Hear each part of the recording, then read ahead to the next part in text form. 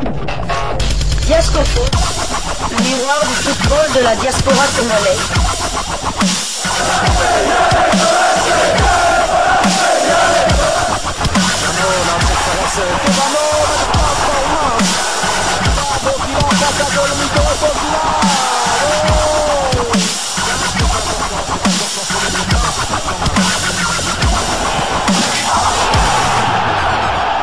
Diasco Foot, le miroir du football de la diaspora congolaise. Vous êtes sur Diasco Foot, le miroir du football de la diaspora congolaise.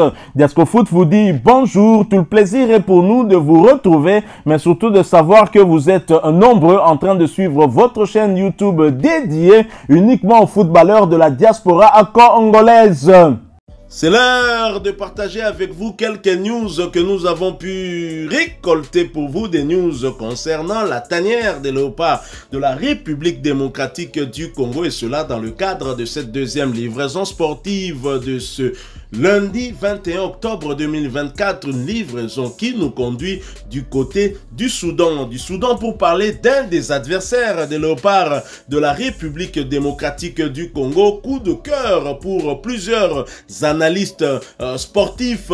Le Soudan, ou les crocodiles du Nil du Soudan, l'équipe nationale de ce pays, un pays en proie à une insécurité, en proie à la guerre bien évidemment depuis un certain temps, un pays où vivait justement l'ancien sélectionneur des léopards qui avait eu à battre un grand travail au sein de la sélection, Jean-Florent Ibenge Ikwangé, qui a révolutionné le football de ce côté-là. Je pense même que le travail qu'a eu à accomplir Jean-Florent Ibenge Ikwangé avec la meilleure équipe de ce pays, et c'est ce travail-là qui est en train de porter le fruit en sélection, puisque le Soudan utilise la majorité des joueurs qui sont des joueurs locaux. Et au Soudan, on connaît deux clubs, en tout cas deux grands clubs. Il s'agit de Al Hilal Omdurman, il s'agit aussi de Al Merrek du Soudan. Et donc le Soudan est un pays dont les résultats est en train de surprendre plus d'un, mais qui ne surprendrait peut-être pas Jean-Florent Ibenge Ikwangé. Nous voulons faire une réflexion par rapport à cette équipe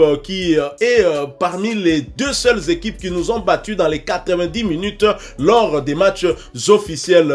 Il y a le Soudan, il y a également la Côte d'Ivoire. Leader surprise du groupe B des éliminatoires de la Coupe du Monde 2026 devant les Lions de la Teranga du Sénégal ainsi que les Léopards de la République démocratique du Congo, le Soudan est aussi en passe de se qualifier pour la prochaine CAN au détriment du Ghana. Ce serait un véritable exploit en sachant que le Soudan joue tous ses matchs à l'extérieur, des matchs prévus à domicile et à l'extérieur. Tous les Soudanais les jouent à l'extérieur, et malgré cela, elle a réussi quand même à battre la République démocratique du Congo, cette belle équipe du Soudan. Rappelez-vous de ce match, même si c'était un but contre son camp de Charles Piquel après un mauvais renvoi du gardien Lionel Passinzaou. Mais le Soudan a surtout battu 2-0 lors de la 4e journée des éliminatoires après avoir partagé l'enjeu 3 jours plus tôt à Accra. Le Soudan a battu le Ghana 2-0 dans un match qui était censé être à domicile. Je suppose que c'était en Libye parce que c'est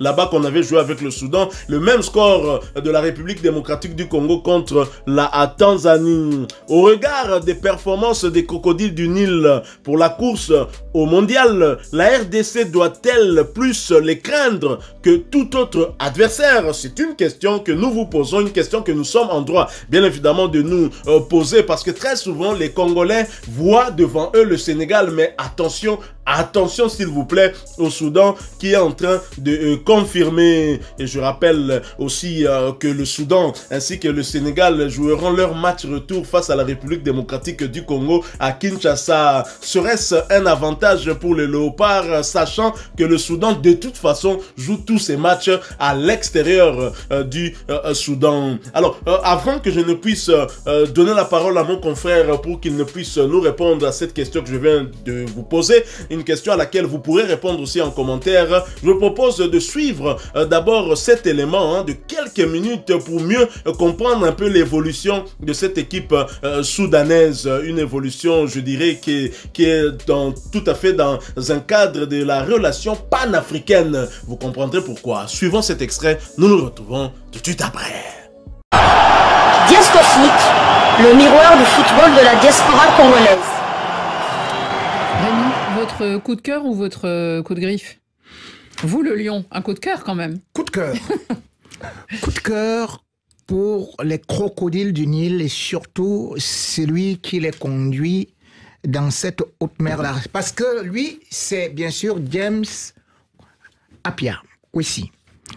J'ai regardé cette équipe battre le Ghana par 2-0 alors qu'on appelle les Ghanéens les Brésiliens d'Afrique. Ils sont un peu perdus, hein, les Brésiliens, depuis On parle du Soudan, là. Ah, oui, du Soudan, oui, c'est Oui, le le crocodile, c'est... Non, non, mais... Alors, surtout, il faut savoir que cette équipe du Soudan, en 2023, n'était même pas qualifiée pour la CAN.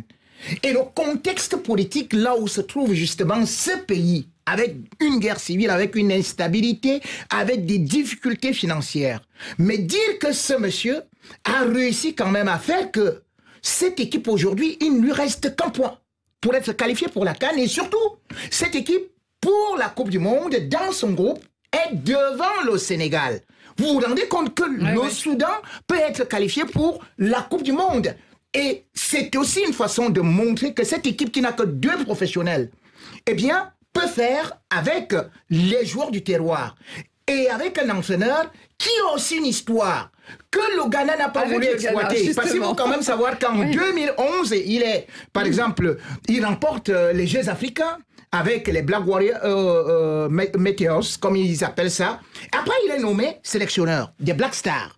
Donc, au niveau des Black Stars, il se retrouve à la Coupe du Monde du Brésil en 2014. Donc, il est le seul sélectionneur africain, et d'ailleurs le premier, à conduire cette équipe-là.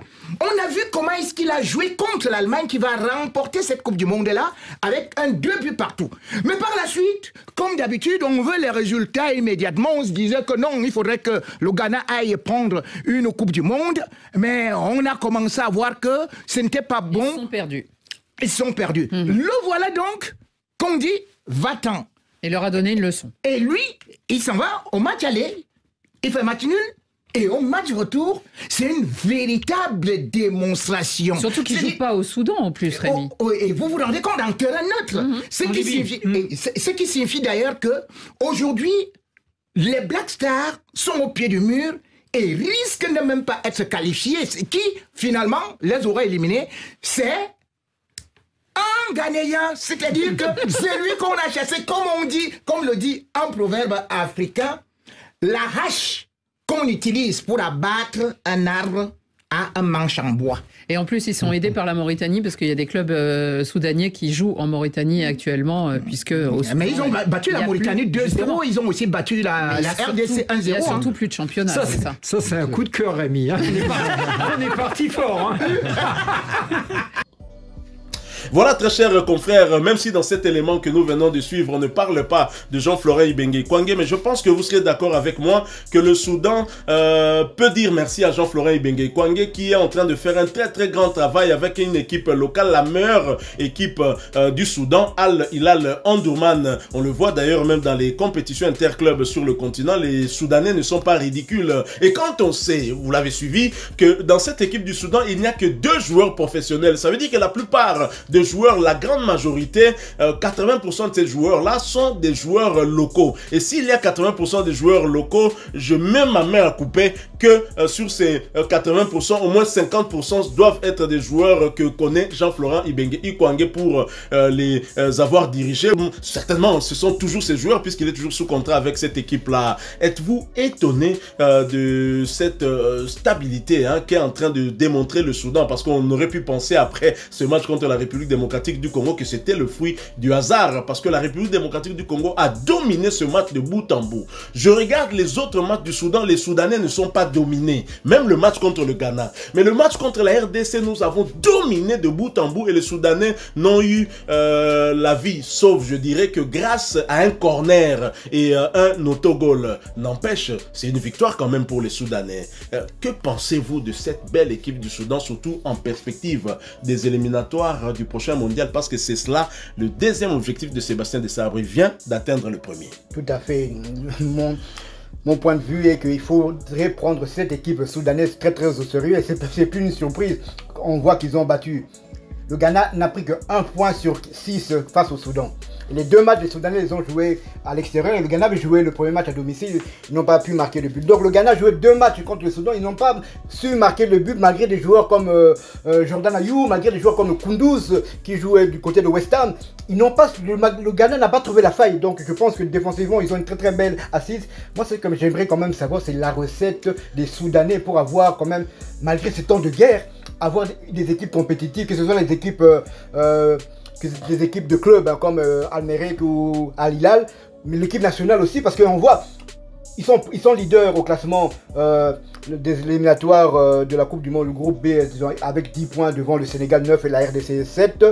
Et c'est vrai que la RDC, on voit le Sénégal, mais devant le Sénégal, il y a une équipe devant elle. Donc il faudrait quand même prendre très au sérieux. C'est pour ça que je me demande quelle est la recette de ces Soudanais pour être compétitif, que ce soit les éliminatoires de la CAN ou bien les éliminatoires de la Coupe du Monde. Et je peux encore aller plus loin. Le Soudan était la seule équipe nationale de basketball à s'être qualifiée pour les JO, de Paris. Et on a vu qu'elle a fait quand même belle figure. C'est vrai qu'elle a perdu 2 matchs contre les États-Unis et contre la Serbie. Mais elle n'était pas ridicule. Elle était même pas ridicule. Et même lors des matchs de préparation avant les JO, les Soudanais n'avaient perdu que d'un seul point face à la bande à LeBron James. Donc, sportivement, ils sont en train d'accomplir un énorme travail. En tout cas, je n'ai que du respect pour cette équipe-là. Et de toute façon, lors de la 5e et 6e journée, je pense que surtout lors de la 5e journée, si la RDC qui va recevoir le Soudan du Sud bat cette équipe, de toute manière, la RDC fera une très bonne affaire vu que le Soudan va recevoir le Sénégal, son dauphin. Bien évidemment, ça sera sans doute du côté de la Libye.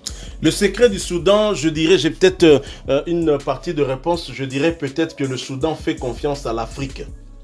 Le Soudan a des entraîneurs africains. Tout à fait. Un de la République démocratique du Congo qui est à la tête du plus grand club soudanais et à la tête de la sélection soudanaise tenue, ils l'ont dit dans cet élément qu'on a proposé à nos amis, c'est un Ghanéen, Abia, qui l'ancien entraîneur des Black Stars aussi, je pense ancien international congolais aussi, tout à fait. Et c'est lui qui a empêché à son pays d'origine de pouvoir inscrire ne serait-ce qu'un but face à cette belle équipe du Soudan et à l'Afrique aussi. Pourquoi? Parce que quasiment tous les joueurs de cette sélection évoluent sur le continent. Cette recette a marché pour le Soudan, il ne faudrait pas dire que pour la République démocratique du Congo on doit faire la même chose. Non, non. Si ça a marché pour le Soudan, peut-être pas pour nous et donc prudence. Mais si on a eu à vous proposer ce sujet, c'est beaucoup plus pour vous réveiller, hein, vous dire que il nous reste un objectif. Le premier, c'était la qualification pour la prochaine CAN. Le deuxième objectif, c'est la qualification pour la Coupe du Monde 2026 après 50 ans. Ça fera 52 ans si on se qualifie. Il ne faudra pas que regarder le Sénégal. Tout à fait. Il faut regarder le Soudan. Et même tous les autres adversaires. On n'a pas à minimiser des adversaires. Les Togolais ont perdu ici au Stade des Martyrs, mais ils nous ont malmenés, on doit le reconnaître. Et le match retour, ce sera au Togo. Et donc nous devons prendre au sérieux tous les adversaires en commençant par le leader de notre groupe B qui est le Soudan. Voilà, nous avons terminé avec cette réflexion qu'on vous a proposée. Enrichissez-la, hein, s'il vous plaît, en commentaire. Donnez-nous votre point de vue. Et si vous avez aimé ce sujet, laissez-nous un maximum de j'aime. N'oubliez pas de vous abonner sur cette chaîne Diascofoot parce que nous sommes le miroir du football de la diaspora congolaise. Activez la petite cloche de notification, elle apparaîtra dès que vous serez abonné et elle vous permettra de ne plus rien manquer des prochains sujets que nous allons vous proposer. Encore une fois, merci à vous, avec espoir de vous retrouver bientôt dans un autre sujet d'actualité. En attendant, portez-vous bien. Diascofoot vous dit au revoir.